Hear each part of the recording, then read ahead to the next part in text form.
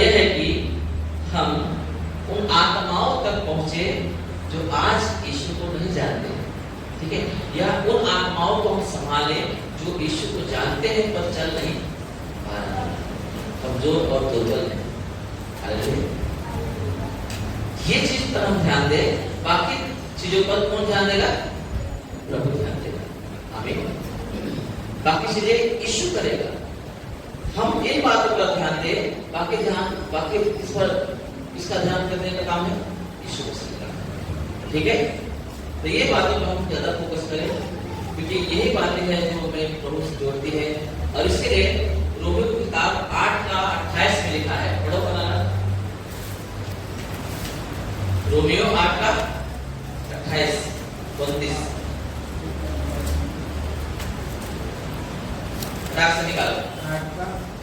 28-29। हम जानते हैं कि जो लोग परमेश्वर से प्रेम रखते हैं, हम जानते हैं कि जो परमेश्वर से प्रेम रखते हैं उनके लिए सब बातें मिलकर भलाई ही की उत्पन्न करती है। उनके लिए सब बातें मिलकर भलाई को उत्पन्न करती है। आगे क्या लिखा है? अर्थात उन्हीं के लिए जो उसकी इच्छा के अनुसार बुलाए हुए हैं। जो उसकी इच्छा के अनुसार बुलाए हैं। आमीन। आमीन। किसके लिए भलाई को उत्पन्न करती है? जो उसकी इच्छा के अनुसार बुलाए गए। आमीन। आमीन। परमेश्वर तो है, जो परमेश्वर से प्रेम करते हैं उनके लिए सारी बातें क्या होगा? भलाई ही उत्पन्न होगी। आमीन। भलाई होगा। तो हम क्यों टेंशन लें, है ना? जब हम प्रभु से प्यार करते हैं, उसकी इच्छा के अनुसार काम करेंगे तो सब अच्छे होगा ना? हालेलुया, है ना? जब हम उससे प्यार करते हैं और हम उसकी इच्छा के अनुसार उसकी बुलाहट में अपने आप को चला रहे हैं, तो हमें फिक्र करने की जरूरत नहीं। हमारे लिए सब कुछ सारी बातें मिलकर क्या करेंगे? भलाई को भी उत्पन्न करेंगे। आमीन। सब भलाई को उत्पन्न करेंगे। हमें भलाई को ढूंढना नहीं पड़ेगा, भलाई अपने आप हमारे तक आएगी। आमीन। यही सिद्धांत है मसीहत का। यही सिद्धांत में हमें प्रभु बढ़ा सकता है, बाकी दूसरा कोई सिद्धांत नहीं है, ठीक है। इसलिए हमें परमेश्वर की मर्जी को ढूंढना है, उसके बुलाहट में अपने आप को बनाए रखना है, और जिससे वो प्रसन्न होता है वो काम करना है। हमें उससे प्यार करना है। आमीन। प्यार वो नहीं है कि हमने बोल दिया तो प्यार हो गया। प्यार इसलिए है कि जैसे परमेश्वर ने हमसे प्रेम किया। आमीन। लिखा है बाइबल में कि परमेश्वर ने सारे जगत से प्रेम किया और इसलिए अपने एकलौते पुत्र को हमारे गुनाहों के माफी के लिए दे दिया, है ना? बराबर। और ऐसे ही हम भी अगर हम परमेश्वर से प्यार करते हैं तो हम उसकी आज्ञाओं के अनुसार खुद को दे देते हैं। हालेलुया। मेरी बात समझ रहे हैं? खुद को दे देते हैं, उसकी आधीनता में दे देते हैं, उसकी आज्ञा में दे देते हैं। बहुत सारे लोग बोलते हैं प्यार तो यीशु से प्यार करता हूँ, अब क्या करूं? यीशु से प्यार करता हूँ, परंतु खुद को प्रभु की मर्जी के अनुसार से समर्पित नहीं करते। हालेलुया। मेरी बात समझ आ रही है?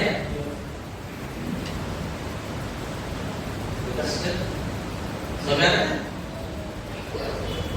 खुद को परमेश्वर की मर्जी के अनुसार से समर्पित नहीं करते और बोलते हैं मैं तुझसे प्यार करता हूं।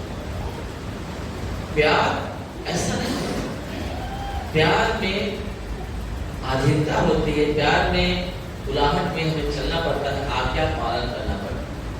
जिससे आप प्यार करते हो उसकी बातों को आप मानते हो। और ऐसा बोलता है तू मेरी बात नहीं मानता तो मुझे क्यों प्रोक करता रहता है ना? यीशु ने क्या बोला? लूका की किताब 6:86 में, जब तू मेरा कहना नहीं मानता तो मुझे क्यों प्रोक करता रहता है। आमीन। तो हम लोग क्या करें? एक ऐसा आनंद का जीवन, आमीन, उभरता जीवन एक अपने अंदर बनाए, ताकि जो है आनंदित जीवन हर एक दिन दिखाए। जब हम ये निराश रहेंगे, उदास रहेंगे, हाँ जय मसीह की व्यस्त थके हैं, बहुत थके हैं, काम करके आए हैं, फुर्सत नहीं है, ये जिम्मेदारी है, वो जिम्मेदारी है, ऐसा हो रहा है, वैसा हो रहा है? शांति नहीं दिखती, शांति नहीं दिखेगी, आनंद नहीं दिखेगा, तो जो निराश है, जिसके अंदर शांति नहीं है, वो आपके पास शांति लेने के लिए कैसे आएगा, कैसे आपके साथ उठेगा बैठेगा संगति करेगा? जब आप आनंदित रहेंगे, खुश रहेंगे, आमीन। आपके अंदर कोई चिंता नहीं रहेगी, आप अपनी सारी चिंता यीशु के ऊपर डाल देंगे, है ना? और हर समय आपके जीवन में आनंद की अनुभूति दिखेगी, क्योंकि परमेश्वर आपके साथ रहेगा, आमीन। क्या बताते हैं? उसकी उपस्थिति में आनंद की अनुभूति, है ना? वो जो उससे प्यार करता है, उसके लिए सारी बातें भलाई के ऊपर करती है। पता है, जिसके साथ भलाई होती रहेगी वो दुखी रहेंगे, जिसका सब कुछ अच्छा होता जाएगा तो कोई तुमसे दुखी हो सकता है? तो जब हमको पूरी तरीके से 100% इस बात का गारंटी दे रहा है प्रभु कि हमारे लिए सब बातें मिलकर भलाई को उत्पन्न करेगी, तो फिर टेंशन किस बात का, फिर उदासी किस बात की, फिर चिंता किस बात का? हालेलुया। सारी बातें मिलकर हमारे लिए क्या करेगी? भलाई को उत्पन्न करेगी, अगर हम उसकी इच्छा के अनुसार बुलाहट में अपने आप को चला रहे हैं, आमीन। मैंने बोला आपको, मैं एक पास्टर, है ना, मुझे एक सेवकाई का, पास्टर का सेवकाई का गिफ्ट मिला है। क्या मिला है? दान मिला है। आप लोग बाइबल से 5 प्रकार के दान हैं, है ना, सेवकाई के। कितने प्रकार के? 5 प्रकार के सेवकाई के दान है ना? किसी को, है ना, प्रेरित का दान है, किसी का भविष्यवाणी करने का दान है, किसी को टीचिंग का दान, सिखाने का दान है, किसी को उपदेश देने का दान है ना, किसी को पास्टर का दान है ना? हालेलुया। मेरी बात समझ में आया? सेवकाई में यही बात आती है, पर पवित्र आत्मा के वरदान में बहुत सी बात आती है ना? 9 प्रकार के वरदान है, 9 प्रकार के फल है ना? Hallelujah, hallelujah. मेरी बात समझ आ रही है? और सेवकाई 5 ही है। तो ये चमत्कार कहां से होते हैं? अगर मैं पास्टर हूं, है ना, या मुझे भविष्यवाणी करने का दान है, या तो मुझे लोगों को तैयार करने का दान है, प्रेरित बन गया है, पास्टरों को तैयार कर रहे हैं, है ना, लीडर को तैयार कर रहे हैं। हेलो, अगर मुझे उसका दान हो गया, और अच्छा, अगर मैं और बहुत अच्छा से परमेश्वर के वचनों को पूरा जो है एक पॉइंट टू पॉइंट जो है बाइबल स्टडी दे सकता हूँ, अगर इसका मुझे दान है ना? अगर मैं एक अच्छा सुसमाचारक हूँ, उपदेशक हूँ, है ना, वो मुझे दान है, फिर चंगाई कौन करेगा? हेलो, फिर चंगाई कौन करेगा? अगर कोई बीमार आ गया, कोई के अंदर दुष्ट आत्मा का बंधन आ गया, है ना? हेलो, ये जो वो उनका कौन संभालेगा? मेरी बात समझ आया? ये सेवकाई नहीं है, चंगाई करना सेवकाई नहीं है। हेलो, भूत निकालना सेवकाई नहीं है, आराधना करना भी सेवकाई नहीं है। समझ? स्तुति करना सेवकाई नहीं है। ये तो हर एक विश्वासी का कर्तव्य है, आराधना करना। आमीन, आमीन। हर एक व्यक्ति जो यीशु को प्यार करता है, उसके अंदर से, दिल से ना, परमेश्वर बोलता है, मैं ऐसे सच्चे भक्त को ढूंढा है जो मेरी आराधना आत्मा से जैसे कर सके। आमीन। हेलो, ये कोई सेवकाई नहीं है, ये पवित्र आत्मा का उन्माद है, ये दान है, गिफ्ट है। वो सब गिफ्ट है, पता है, ये हर एक व्यक्ति के जीवन से मरना होता है। हर एक विश्वासी को चंगाई करने की शक्ति होनी चाहिए। आमीन। हर एक व्यक्ति के विश्वासी के अंदर आराधना का उन्माद होना चाहिए, एक खुशी होनी चाहिए। हालेलुया। स्तुति करने का एक जज्बा होना चाहिए, ये हर एक को होना चाहिए। आमीन। हर एक व्यक्ति को चंगा करने के लिए विश्वास होना चाहिए। लिखा है, विश्वास करने वालों में चिन्ह है। बीमारी पे हाथ रखेंगे तो, बीमारों पे हाथ रखेंगे तो बीमारी भाग जाएगी, दुष्ट आत्माओं को निकालेंगे, है ना? अन्य भाषा बोलेंगे, मतलब तुम परमेश्वर के कहते हैं कुछ इंजस्ट लैंग्वेज बोलते हैं कुछ लोग। कुछ अन्य भाषा में दो पार्ट आता है, एक तो ऐसी भाषा जिसे आपको पता नहीं, और ऐसे लोग आपसे मिल गए और उन्हें आपको यीशु मसीह के बारे में बताना है ना? तो आप उन्हें कैसे बताओगे? क्योंकि आप तो उनकी भाषा आते नहीं, न तो उनको आपकी भाषा आती है। हेलो, ऐसे समय में आपको अन्य भाषा का वरदान रहेगा, आपको पवित्र आत्मा वो देगा। इन्हें सिखाओ, आमीन। इन्हें बताओ यीशु कौन है, मैं कौन। ये जो है सेवकाई, ये वो सेवकाई नहीं है, ये हर एक के अंदर होना चाहिए। हालेलुया। हर एक के अंदर होना चाहिए जो विश्वास करता है।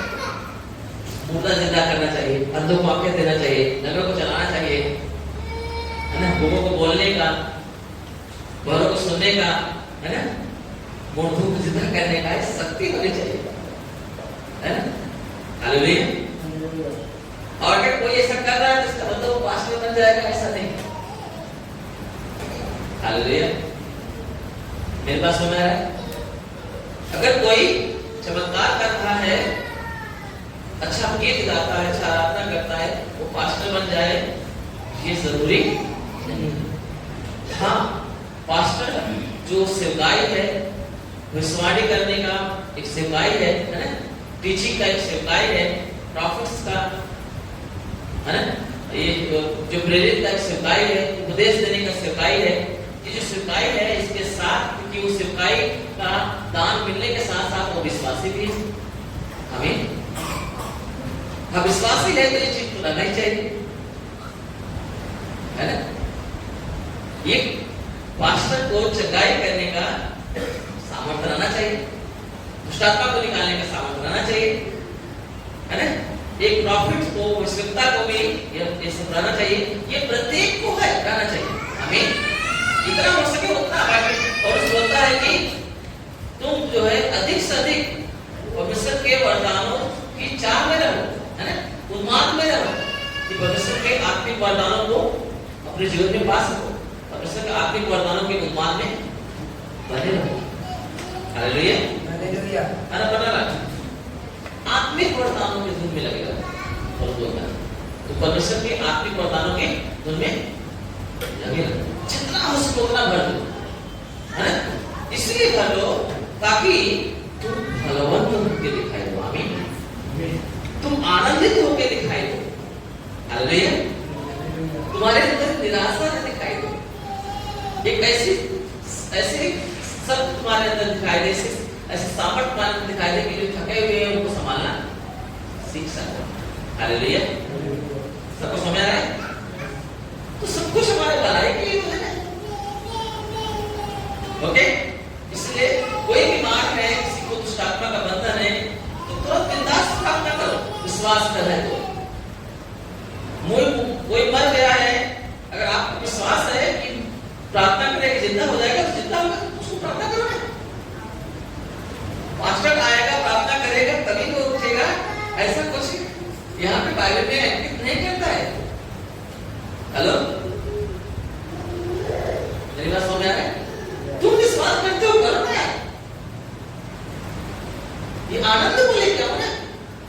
फिर तो किताब में लिखा है, जब कलीसिया को सताया जा रहा था, लोग तितर-बितर हो गए, सुसमाचार करते थे, और जिस नगर में जाते थे, सुसमाचार प्रचार करते थे, उस नगर में इतना आनंद आ जाता था, पूछो ही मत। क्यों पता है? क्योंकि अंदर देखते थे, नगरे चलते थे, अपने जो पैरालाइज है, लकवा करोगे, उनके चलते थे, है ना? स्टार निकलती थी, घूमे बोलते थे, बीमार को चक्के होते थे, आनंद आ जाता था पूरा नगर। आमीन।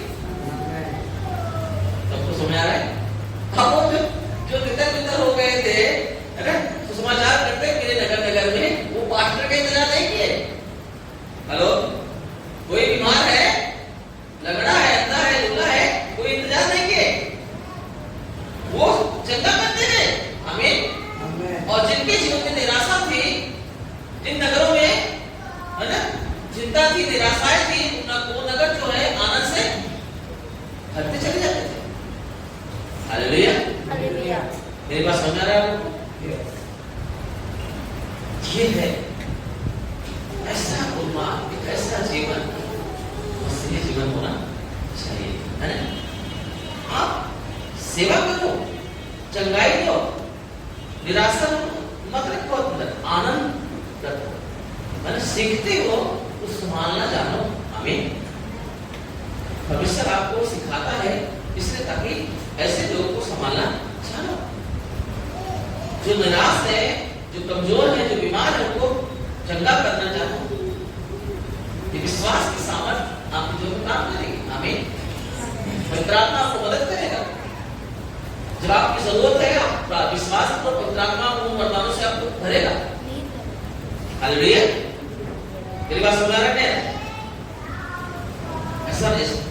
ऐसा नहीं कि पास्टर के पास लेके आओगे तो चंगाई नहीं पाएंगे, क्योंकि जो आप विश्वासी हो वैसे पास्टर भी तो विश्वासी है। हेलो, तो विश्वासी जो विश्वास करने वाले हैं उनके अंदर चिन्ह है, वो तो होना ही होता है। इसका मतलब है नहीं कि पास्टर बहुत स्पेशल हो गया, हाथ रखते ही सदा चिल्लाने लगा, बीमारी ठीक हो गई, मोटा लगता हो गया, वो बहुत बड़ा है, उठा लो इसको। हेलो, वो तुम भी कर सकते हो, पर तुम्हारा विश्वास का स्तर तुमने बहुत छोटा बना के रखा है। यही करेगा तभी होगा, हम करेंगे तो नहीं होगा, तो कहां से होगा? हालेलुया। विश्वास का स्तर इतना छोटा बना के रखे हैं कि हम करेंगे तभी होगा, नहीं तो कहां होगा? आपका विश्वास के स्तर को मजबूत करो। पतरस पानी में चल रहा था विश्वास से, देखा, डर गया, हवा को, तूफान को देखा, डर गया और पानी में डूबने लगा। चिल्लाया, यीशु मुझे बचा। यीशु मसीह अपना हाथ बढ़ा उसे उठाए, बोलते हैं, हे अविश्वासी, तूने संदेह क्यों किया? हेलो, विश्वास का स्तर बढ़ा रहा था, ये तो घटा दिया और फिर डूबने लगा। मतलब जहां पे विश्वास का स्तर नीचा होगा वहां पे इंसान ऊंचा नहीं उठेगा, नीचे चलेगा। हालेलुया। वो आनंदित नहीं पाया जाएगा, वो निराशा में ही पाया जाएगा। मेरी बात समझ आ रहा है? विश्वास के स्तर को ऊंचा उठाए और आनंद की भरपूरी को अपने जीवन में बहुतायत से देखें। हालेलुया। उन चीज चमत्कारों को देखें, उन आश्चर्य कर्मों को देख सकते हैं जो प्रभु ने वादा किया है। यूहन्ना की किताब 14 अध्याय के 12 वचन में लिखा है, जो मुझ पर विश्वास करता है वो काम करेगा जो मैंने किया है, वरन उससे भी बड़े आश्चर्य कार्य करेगा। तो यीशु ने क्या बोला? तुम्हारा विश्वास का स्तर बढ़ाओ ना। वो चमत्कार जो मेरे हाथों से हुए हैं उससे भी बड़े बड़े चमत्कार तुम्हारे हाथों से होंगे। आमीन। यही है आनंद की भरपूरी और यही है जो परमेश्वर बोलता है तुम्हारे लिए सारी बातें मिलके भलाई उत्पन्न करेगी, है ना? सब बातें मिलके तुम्हारे लिए आनंद को लेके आएगी, खुशी को लेके आएगी, बढ़ोतरी को लेके आएगी। आमीन। क्योंकि आप वो काम कर रहे हैं, आप उस मार्ग में चल रहे हैं, उस बुलाहट में चल रहे हैं जो यीशु मसीह आपको बुलाया है। आमीन। हालेलुया। मत्ती की किताब 12 अध्याय में 46 वचन से लिखा हुआ है, यीशु मसीह बड़ी भीड़ थी, वहां पे उपदेश दे रहे थे। उसकी माँ और उसके भाई उससे मिलने के लिए आए, है ना? और चेले लोग आके बोलते हैं, कोई तो आपकी चेला बोला, तेरे भाई, तेरी माँ और तेरे भाई तुझसे मिलना चाहते हैं। यीशु मसीह बोलता है, कौन मेरा भाई, कौन है मेरी माँ? अपना हाथ चेलों की तरफ करके बोलता है, ये मेरी माँ है और ये मेरे भाई। क्योंकि जो स्वर्गीय पिता की इच्छा के अनुसार चलता है वही मेरा अपना है, वही मेरे माँ है, वही मेरे भाई, वही मेरा हालेलुया। ये यहाँ पे खुला लिखा है, तुम्हारे लिए सारी बातें मिलकर भलाई उत्पन्न करेगी क्योंकि तुम उसकी इच्छा के अनुसार काम कर रहे हैं, है ना? अर्थात उन्हीं के लिए सब होगा जो उसकी इच्छा के अनुसार बुलाएंगे। मतलब वो बुलाहट में, उस इच्छा के अनुसार बुलाहट में वो अपना काम प्रेम कर रहे हैं। हालेलुया। वो प्रेम की सिद्धता जो है उसकी इच्छा के अनुसार जो बुलाहट है, उस बुलाहट में वो कर रहे हैं, तो क्यों न भलाई को उत्पन्न करेगा? क्यों न परमेश्वर बोलेगा मेरे है ना? ये सब मेरे अपने हैं और अपने हैं तो निराशा का, है ना? फिर निराशा कहाँ, फिर चिंता कहाँ, फिर लाचारी कहाँ, कमजोरी कहाँ, है कि नहीं? यही तो है। आमीन। कितने लोग विश्वास करते हैं कि मुर्दा जिंदा कर सकते हैं? हाथ उठाने को दिखाओ ना विश्वास।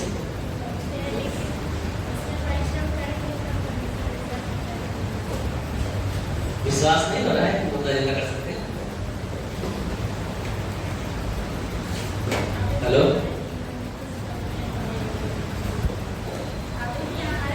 यीशु ने बोला जो मुझ पर विश्वास करते हैं वो काम करेंगे जो मैं करता हूं, वरन उससे बड़े काम करेंगे। ये तो लिखा है। आपको पता है यीशु मसीह ने क्या क्या किया है? 4 दिन के मरे हुए लाजर को जिंदा किया। उस विधवा औरत के इकलौते पुत्र, जवान पुत्र को, उसका अर्थी, उसका लाश को रास्ते में रुका के उसको जिंदा किया। याईर की बेटी को जिंदा किया, 12 साल की, है ना? हालेलुया। कितने आश्चर्य काम किए हैं। आंधी पानी को रोका, है ना? 5 रोटी और 2 मछलियों को कितने हजारों में खिलाया। 5000 लिखा है, कितने लोग हो सकते हैं? 5000 तो पुरुष थे, स्त्री को छोड़ के, बच्चों को छोड़ के, है ना? हालेलुया। इतने आश्चर्य कर चुके। यीशु मसीह पानी पे चला तो क्या पतरस नहीं चला? यीशु मसीह पानी पे चल के आ रहे थे तो वो तो प्रभु था, चलो मान लो वो चल सकता है, फिर पतरस भी चला विश्वास से। तो ये तो बोल रहा है यीशु मसीह, तो विश्वास करोगे तो जो मैं क्या वो करोगे, और तुम उससे भी बड़े बड़े काम करोगे, है कि नहीं? ये विश्वास है ना। तो विश्वास का स्तर को छोटा करोगे नहीं कर पाओगे। जब आपको पता ही नहीं कर पाओगे, हाथ नहीं उठ रहा है ना? बिंदास आनंद से उठाने का, बिंदास काम करने का। अरे हम प्रभु के बच्चे हैं, विश्वासी बोले जाते हैं, विश्वास से उठाने का, हम मुर्दों को जिंदा करने का, तो मौके देने का।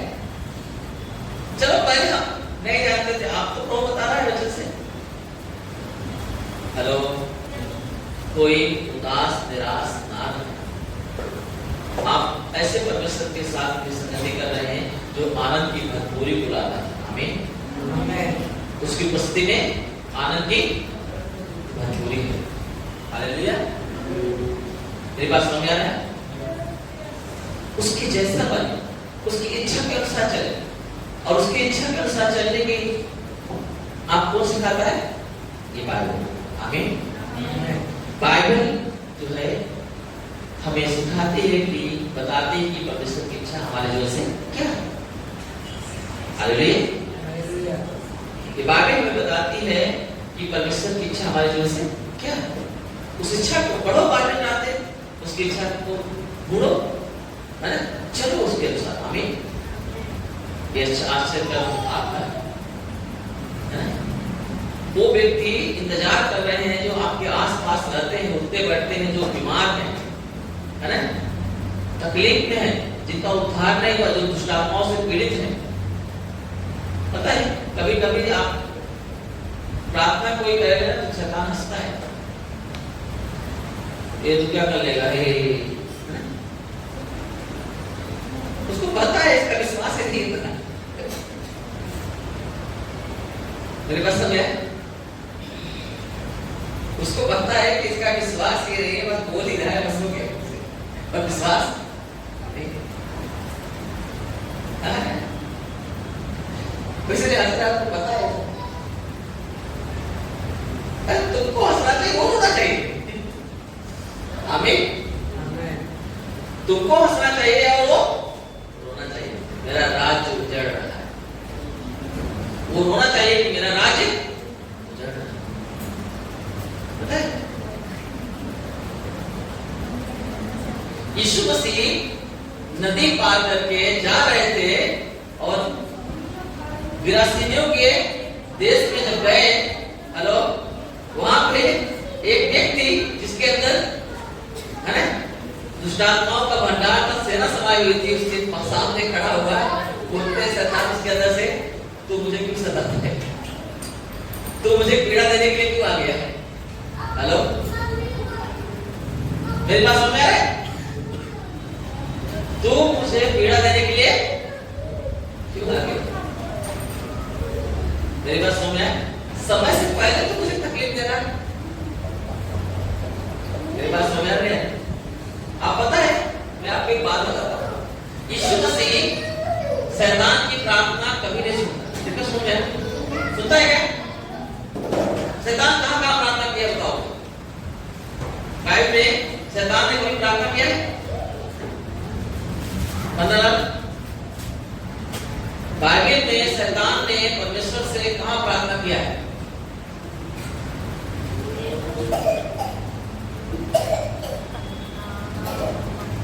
नहीं पता? हेलो, यही गिरासियों के देश में है ना, झील के किनारे, जब यीशु मसीह बोला उसको, है ना, इसमें से निकल जा, कहां जा पता है? आपके कुंड में। वो शैतान क्या बोलते हैं? तुम समय से पहले हमें आपके कुंड में मत डाल। हालेलुया, समय से पहले तू हमें आपके कुंड में मत डाल। इस सुरों का झुंड चल रहा है, उसमें हमें जाने दे। प्रार्थना किया था कि क्या? बोला था क्या? बोला था?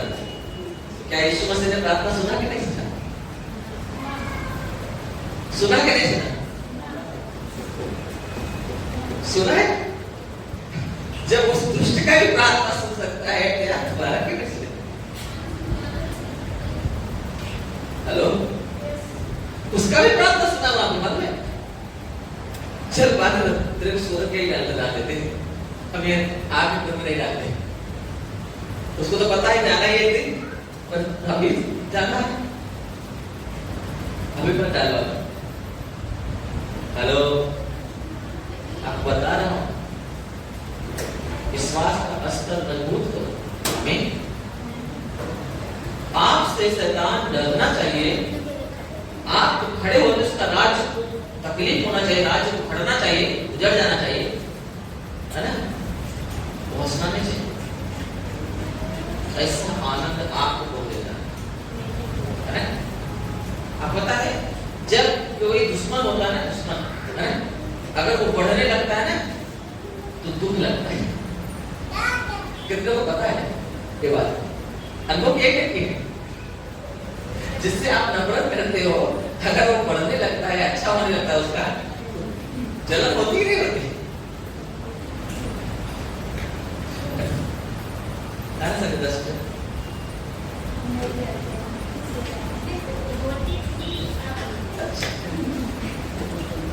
मतलब निकल गए उसमें से। अभी दुश्मनी नहीं तो नाश होगी, दुश्मन होता तो होती ना, अभी भी होती है, अभी बदला नहीं है। अभी पहले हमारा दुश्मन मनुष्य था, अब हमारा दुश्मन कौन है? शैतान है। स्वभाव नहीं गया है, हेलो, और दुश्मनी ही नहीं रहेगी। ये बोलो, है ना? इसका मतलब आपका दुश्मन नहीं है शैतान, अभी वो भी शत्रु है, और उसके बढ़ने से हमें खुशी नहीं होती, है ना? अगर कोई शैतान है किसी को तकलीफ देगा, तो आप खुशी होगी कि दुखी होगी? खुश होगे? तो वही तो शत्रु है ना? इफिसियों की किताब में 6 अध्याय में लिखा है, इफिसियों में 6 अध्याय में, है ना, 10 वचन में साथ लिखा है, 10 वचन से पढ़ोगे तो क्या लिखा है? तुम्हारी लड़ाई मांस और लहू से नहीं है ना? तुम्हारी लड़ाई मांस लहू से नहीं है। अब तुम्हारी लड़ाई किससे? आत्मिक सेनाओं से, है ना, जो आकाश मंडल में उड़ते रहते हैं। यही है ना? आप मांस लहू वाले से नहीं तुम्हारी लड़ाई, मतलब इंसान से तुम्हारी लड़ाई नहीं है, शत्रुता नहीं है। बाइबल लिखा है जिसके अंदर नफरत है ना वो हत्यारा है। क्या है? हत्यारा। अगर किसी इंसान के प्रति किसी को नफरत है तो हत्यारा है। और बाइबल बताती है किसी हत्यारे में अनंत जीवन नहीं रहता। हालेलुया। किसी हत्यारे के अंदर अनंत जीवन नहीं रहता। इसीलिए बोला जो काम मैं करता हूँ वो तुम भी करोगे और मुझसे भी बड़े बड़े काम करोगे अगर तुम विश्वास करते हो तो। आमीन। विश्वास करते हो और ये विश्वासी का चिन्ह होना चाहिए कि उसके हाथों से चमत्कार होना चाहिए। अंधे देखना चाहिए, लंबे चलना चाहिए, पास्टर के हाथों में तो रहेगा वो भी विश्वासी है। पर जो विश्वास करता कलीसिया के हर एक सदस्य के अंदर होना चाहिए चिन्ह है। अगर आपके अंदर ये चीजें नहीं हो रही है, ये चिन्ह नहीं दिखाई दे रहा है तो आप विश्वासी होने का जो किरदार है उसे साबित नहीं कर पाएंगे। हेलो, आप प्रूव नहीं कर सकते कि मैं विश्वासी हूं। सबूत दिखा है, साइन है, चिन्ह दिखा है, चिन्ह। हेलो, विश्वास करने वालों में चिन्ह है, ये साइन है। आपको पता है आप कुछ भी आप पढ़ाई किए हो, आपका पढ़ाई कितना तक हुआ है, अगर आपके पास डिग्री नहीं है तो कोई यकीन नहीं करेगा। आप जहाँ पे आप नौकरी के लिए अप्लाई करते हो, अगर वहाँ पे डिग्री का मांग है ना, अगर आप वो डिग्री नहीं दोगे तो आप वहाँ पे जॉब नहीं कर सकते। पता नहीं पता है? क्वालिफिकेशन आपका दिखाना चाहिए, पता है ना? ऐसे ही अगर आप बोलते हो कि मैं विश्वासी हूँ तो विश्वासी में चिन्ह है। हेलो, विश्वासी में क्या है? चिन्ह है। तो विश्वासी हो के उदास, निराश, बोझ से दबे हुए, चिंता में, आनंद इतना कोसों दूर चला गया है पता ही नहीं है। और कोई बोले हाँ हम विश्वास करते हैं, हम चर्च जाते हैं,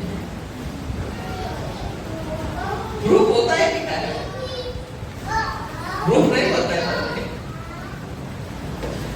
ये सबूत नहीं है। सबूत ये है कि विश्वास करने वाला दुष्टात्माओं को निकालेगा, बीमारों को हाथ रखेगा, बीमारी निकल जाएगी। अगर उसने कुछ हानिकारक चीज पी भी लिया, कोई खिला भी दिया तो कुछ जहरीली चीज, वो भी असर नहीं करेगा। हालेलुया। सांपों को उठा लेगा। कितना अद्भुत है। यीशु ने जो काम किया है वो तो तुम करोगे, मुझसे भी बड़े बड़े काम करोगे। क्या अद्भुत है। आमीन। ये मैंने नहीं बोला है, बाइबल ने यीशु से बोला है ना। ये है मसीही जीवन, ये है आनंद का जीवन, ये है जय और आनंद का जीवन। आमीन। ये ठीक है। तो प्रूव करना है करना है। तो कितने लोग प्रूव करना चाहते हो कि मैं विश्वासी हूं, है ना? प्रूव करना चाहते हैं ना? तो फिर ये विश्वास रखो कि आपके पड़ोसी के कोई बीमार है तो उसको बोलोगे तो चंगा हो जाएगा। आमीन। आमीन। विश्वास क्यों नहीं रखते? आप बोलो ना, वो वचनों बोलो, बाइबल पढ़ो, है ना? आप विश्वासी हो और आप बाइबल नहीं पढ़ते हो तो कैसे, कहां से प्रूफ दिखाई देगा? हेलो, आप विश्वासी हो, आपके हाथ में बाइबल नहीं रहते, बाइबल पढ़ते हुए दिखाई नहीं देते, तो कैसे आप करो? विश्वासी का जीवन, विश्वासी जीवन तब पूरा होता है जब विश्वास का वो अस्तर जो है, चिन्ह आपके जीवन में दिखाई देगा। आमीन। आमीन। लिखा है तुम्हारी धार्मिकता शास्त्रीय फरीसियों की धार्मिकता से बढ़कर होनी चाहिए। आमीन। तुम्हारी धार्मिकता शास्त्रीय और फरीसियों की धार्मिकता से बढ़कर होनी चाहिए। जो धर्म गुरु बोले जाते थे, जो बहुत ही कड़क नियम था उनका, उससे बढ़कर धार्मिकता होनी चाहिए। आमीन। आप संसारिक लोगों को देखो, कोई भक्ति का जीवन जीता है, 5 बजे से पहले, 3 बजे से पहले उठ जाता है, नहाएगा, धोएगा, तैयार होगा, फिर मंदिर को सजाएगा, है ना, अगरबत्ती रसेगा, उधर घंटी बजाएगा, आधा घंटा 1 घंटा। हाँ, मैंने तो देखा है, इसलिए बता रहा है। चाहे जितना भी ठंडी पड़े, है ना, नहा के ही उसमें बैठना ही पड़ेगा। अब बताओ, ऐसा व्यक्ति हमारे सामने रहेगा, बाजू में रहेगा, अब तो विश्वास 7 बजे 8 बजे उठ रहे हो और वो भी न तो कुछ प्रार्थना नहीं किए, वचन नहीं पढ़े, प्रार्थना नहीं किए और उठ के चल दिए धन्यवाद। अब बताओ चिन्ह दिख रहा है क्या? नहीं दिख रहा है ना? मेरी बेटी कल बोलती रात को, मैं प्रार्थना नहीं कर पा रही हूँ, तो करो प्रार्थना, करो। हालेलुया। मुझे लगा आप सही बोल रहे हैं, क्योंकि जब बच्चा नहीं था ना, 3 बजे रात उठती थी, 6 बजे तक उठना टेकती रहती थी। मैंने अपने आंखों से देखा है, वेदी के सामने हो झूठ नहीं बोल सकता, झूठ तो बोलना भी नहीं। हालेलुया। 2.5 से 3 घंटे जो है घुटने में बैठ के प्रार्थना करते रहते। एक बार समझ आया, पहले दूसरे बातों में डांट खा जाए पर प्रार्थना में चूक नहीं होती थी। समझ पा रहे हैं? समझ रहे हैं? आपकी धार्मिकता शास्त्रीय परिसर की धार्मिकता से बढ़कर होनी चाहिए, है ना? हम लोग सीख रहे थे 9 में, है ना? मत्ती किताब 12 अध्याय का 24 वचन में लिखा है, यीशु बोलता जब तक गेहूं का दाना जमीन में पड़ के मर नहीं जाता वो सिंगल रहता है, जब मर जाता है तो बहुत सारा फल लेके आता है ना? अब तुमको विश्वास करते हो, विश्वास की प्रक्रिया को पूरा नहीं करोगे तो वो काम कैसे देखेंगे? तुम यीशु से बड़े तो यीशु ने 33.5 साल में जो चमत्कार किए, है ना, धरती पे आके, उससे बड़े चमत्कार कर सकते हो आप, यीशु ने बोल दिया, है ना? हेलो, 33.5 साल धरती पे रह के जो चमत्कार किए, यीशु ने बोला उससे भी बड़े चमत्कार करोगे, परंतु चमत्कार करने से पहले तुम्हें विश्वास की प्रक्रिया को पूरा करना पड़ेगा। विश्वास बाइबल बताती है, विश्वास करने के बगैर आराम होगा, है ना? विश्वास कैसा है? करने के बगैर आराम होगा।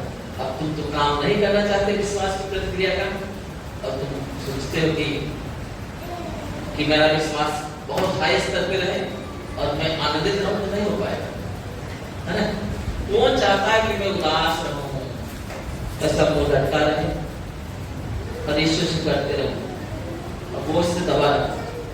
कोई नहीं चाहता। पता है ये जो है उसके जीवन में ऑटोमेटिक जुड़ जाता है। क्यों पता है? क्योंकि वो विश्वास की प्रक्रिया को पूरा नहीं करता है। तो जैसे प्रभु बोलते हैं रेगुलर प्रार्थनाओं में, बाइबल स्टडी में अपने आप को नहीं देता है। हेलो, मेरी बात समझ आ रही है? हेलो, इसलिए आपको कुछ चीजें पूरा करना पड़ेगा, तो आपके जीवन से वो चमत्कार दिखेंगे। यहाँ पे नया पे कोई नहीं आया है, इसके लिए है ना, इस तरीके से समझा रहा है। हालेलुया। सबको समझ आ गया? जब तक गेहूं का दाना जमीन में पड़ के मर नहीं जाता तब तक वो फल नहीं लाता। गेहूं को जमीन में मरना ही पड़ता। जब तक तुम मसीही जीवन जीने के लिए, जब तक अपना शारीरिक जीवन नहीं मारोगे ना, आध्यात्मिक जीवन कभी बढ़ेगा। हालेलुया। मेरी बात समझ आ रहा है? एक विश्वासी का कर्तव्य है कि ये बाइबल उसे पता होना चाहिए। मैं नहीं बोल रहा हूं, ये खुद बाइबल बताती है। हेलो, कहां लिखा है? चलो बताओ, कहां लिखा है?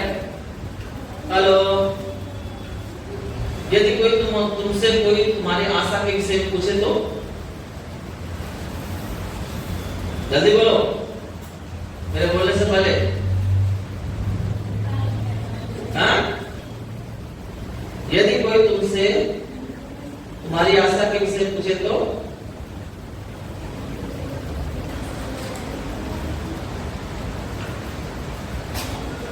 पहला पत्रस 3:15।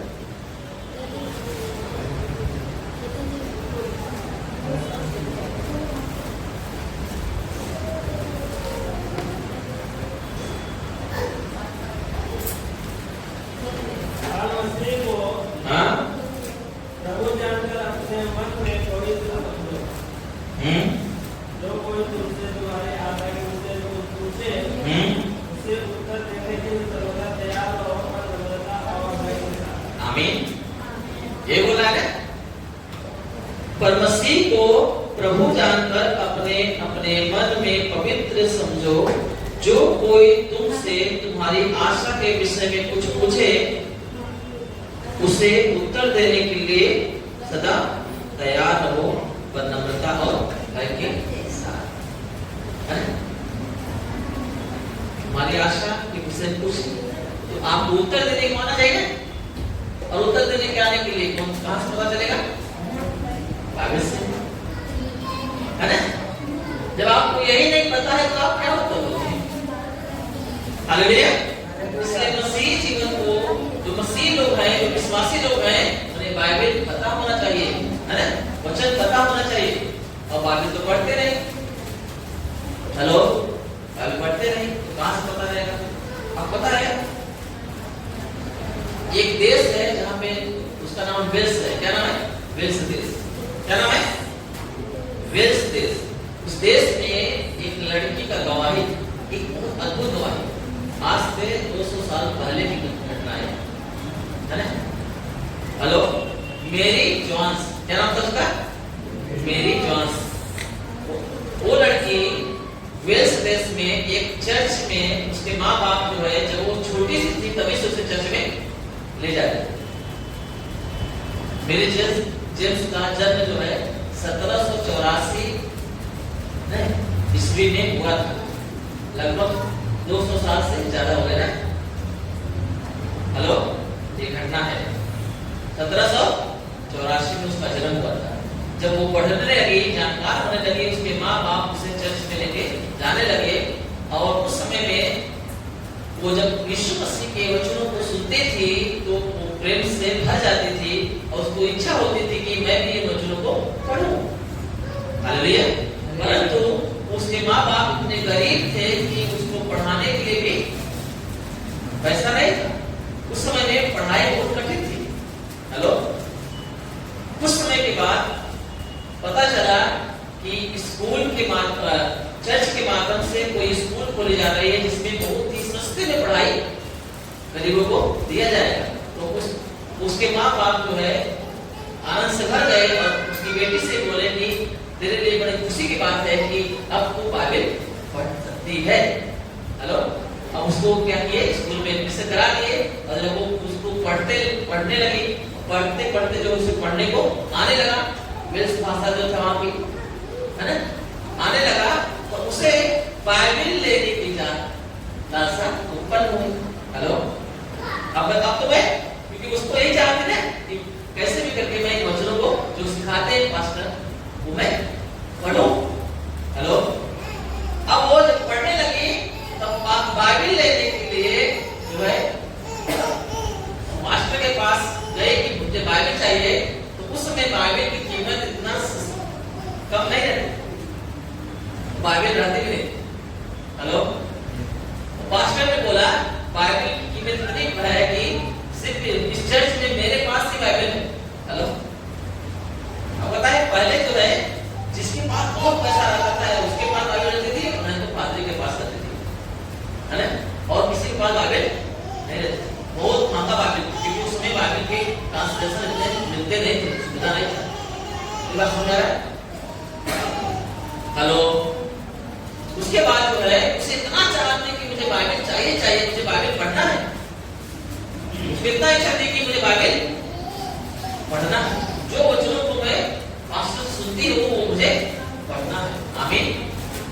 जब वो यीशु मसीह के बारे में कहानी बनाकर जब पास्टर सिखाते थे, उसमें बाइबल को किसी के पास रहती नहीं थी, कहानियों में सब बताते थे, उसे इच्छा होती थी कि मैं पढ़ूंगी। परंतु वो पढ़ने को तो आने लगा, पर बाइबल लेने के लिए उसके पास पैसे नहीं थे। हालेलुया। और हेलो, उसके बाद जो है जब बाइबल की कीमत उसके बताया गया, बाइबल की कीमत कितना है, उसके माँ बाप जो है इतने गरीब थे कि बाइबल को खरीद नहीं सकते थे।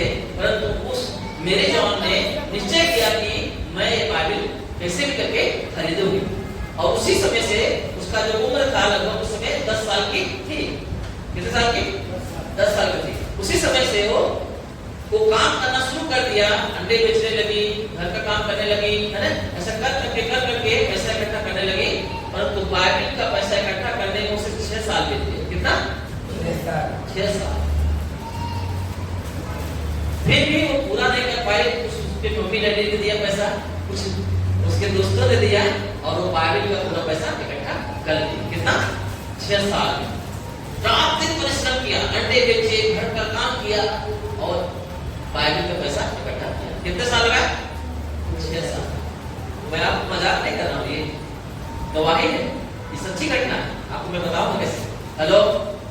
उसके बाद जब वो बाइबिल का पैसा इकट्ठा करते करते उसकी उम्र भी 16 साल हो गई। और जब पैसा इकट्ठा हो गया तब पास्टर के पास, पादरी के पास वो गई और बोली मुझे बाइबिल चाहिए। तो पादरी बोलता है कि मेरे पास कोई बाइबिल नहीं है।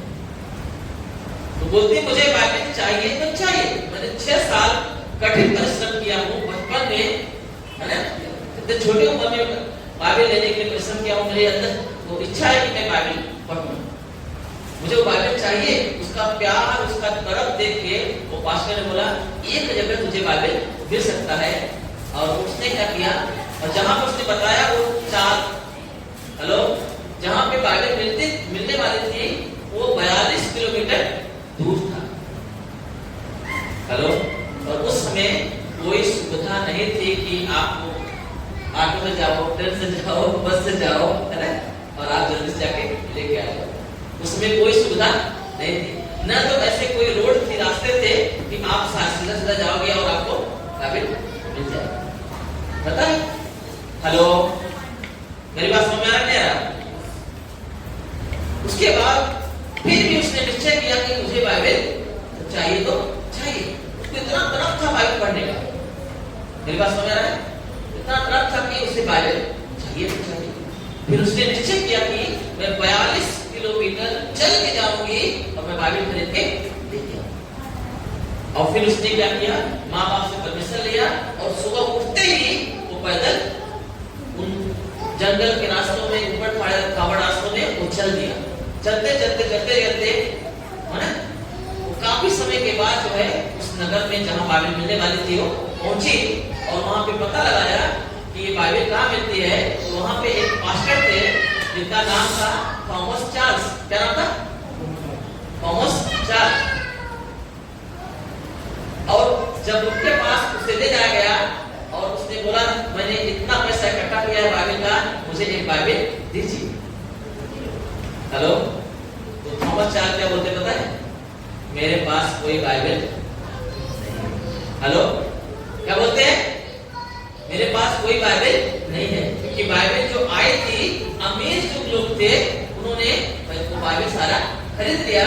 और ये बाइबिल जो है इतनी जल्दी मिलेगी नहीं, जब फिर से दोबारा प्रिंटिंग छपेगी उसे आने में टाइम जाएगा, सालों लग जाते हैं। हेलो, मेरी बात समझ आ रहा है? और आते ही कुछ बहुत ही कम मात्रा में आती है, वो बहुत महंगी होती है और केवल अमीर लोग खरीद पाते हैं। क्या तू खरीद सकती है? उसने बोला मैंने 6 साल बाइबिल खरीदने के लिए रात दिन मेहनत की और मैंने पैसा इकट्ठा किया। तो वो फिर भी बोलता है मेरे पास बाइबिल नहीं मुझे देने के लिए, मेरे पास एक ही बाइबिल है जो मेरा है। हेलो, मेरी बात समझ आ रहा है? उसके बाद वो लड़की इतना जोर जोर से रोने लगी क्योंकि जिसके लिए, जिस बाइबिल के लिए उसने 6 साल कठोर परिश्रम करके पैसा इकट्ठा किया था। और 42 किलोमीटर थोड़ा नहीं होता, हम लोग 5 किलोमीटर चलने के लिए सोचना पड़ता है, ऑटो करना पड़ता है, वो भी अच्छा रास्ता है, ऊपर खाबड़ रास्ता है। 42 किलोमीटर जो है चल के गई, बोलेगा तो मामूली बात नहीं। जब उसने अपनी सारी बात बताई और रोने लगी कि मुझे बाइबिल चाहिए तो चाहिए, मेरा परमिशन मेरे साथ ऐसा नहीं कर सकता, मुझे बाइबिल का इच्छा है। और वो जब पास्टर ने देखा उसका चेहरा नूर से भरा हुआ था, उसके अंदर एक तड़प थी बाइबिल पढ़ने की। हेलो, प्यास थी। उसका उस चेहरे को देख के, उस तड़प को देख के बोलता है ऐसा प्रेम बाइबिल के प्रति आज तक मैंने किसी के अंदर नहीं और वो दया से प्रेम से भर गया और उसने उसके साथ रो दिया और उसने क्या किया? बोलती है बेटी मत कर, ईश्वर तेरी सुन ली, ये बाइबल मेरी बाइबल तू ले, मेरे से ज्यादा तुझे जरूरत है, मैं जब आएगा तो मैं दूसरा ले लूंगा और तू जो है बाइबल ले। हालेलुया। उसका एक प्रेम देख के जो है थॉमस चार्ल्स ने क्या किया, ये जो उसने ऐसा बाइबल के प्रति उसका जो प्रेम देखा ना, उसने एक ट्रस्ट था, एक ट्रस्ट की संस्था थी, वो लोगों का मीटिंग था, उसमें इकट्ठा हुए थे बहुत सारे लोग, उसमें वो सारी बातों को बताया कि ऐसे बच्चे हैं जो बाइबल के इतने प्यासे हैं पर वो तक बाइबल पहुंचे नहीं पा रहे। हेलो, उसने सारी घटना जो है मेरी जॉन के बारे में, जॉन्स के बारे में बताया और जितने वहां पे लोग थे सब दुख से भर गए और उन्होंने निश्चय किया कि ये जो बाइबल है ऐसा हम कुछ करें कि पूरी दुनिया में कम पैसे में ये बाइबल उनकी भाषा में पहुंचा सके। हेलो, इसलिए आप बाइबल जब खोलते हो ना तो बाइबल खोलने से पहले लिखा रहता है बाइबल सोसाइटी ऑफ इंडिया, है ना?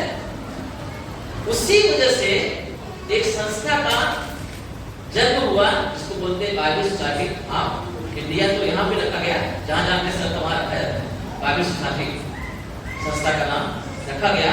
और उस संस्था में बहुत सारे लोगों ने, अमीर लोगों ने, जो लोग प्यार करते थे बहुत से इतना डोनेशन दिया, दान दिया कि कम पैसे में बाइबल की भाषा में जो लोग हैं उन तक पहुंचाई जा सके। हेलो, पूरी दुनिया में मेरी बात समझ आया? पूरी दुनिया में ये संस्था काम करती है और हर तक बाइबल पहुंचाएगी। मेरी बात समझ आया? इसलिए आप बाइबल खोलोगे ना तो इस स्टार्टिंग पेज पे लिखा रहेगा, है ना, छपा हुआ है। कोई भी बाइबल आप उठा बताइए, ये बाइबल पहुंचाने के लिए हम तक इस संस्था काम करने के लिए इसमें मेरे जॉन्स का एक बहुत बड़ा किरदार, बहुत बड़ा प्रेम तो बाइबल पर। आमीन। मेरी बात समझ आना लोगों? इसलिए हमें क्या करना है, हमें परमेश्वर के वचनों के प्रति, उसके बुलाहट के प्रति हमें एक प्रेम होना चाहिए, एक खुशी होनी चाहिए, एक तड़प होनी चाहिए। ऐसे व्यक्ति ही विश्वास की प्रक्रिया को पूरा कर पाते हैं, बाकी नहीं कर पाते। और विश्वास करने वालों में जो चिन्ह है, जो प्रभु ने बताया है, वो चिन्ह भी फूट फूट के निकलेंगे, फिर आनंद की भरपूरी सदा रहेगी, फिर वो वचन जाके पूरा हो जाएगा। जो उससे प्यार करते हैं उनके लिए सारी बातें मिलके भलाई को करते हैं। आमीन।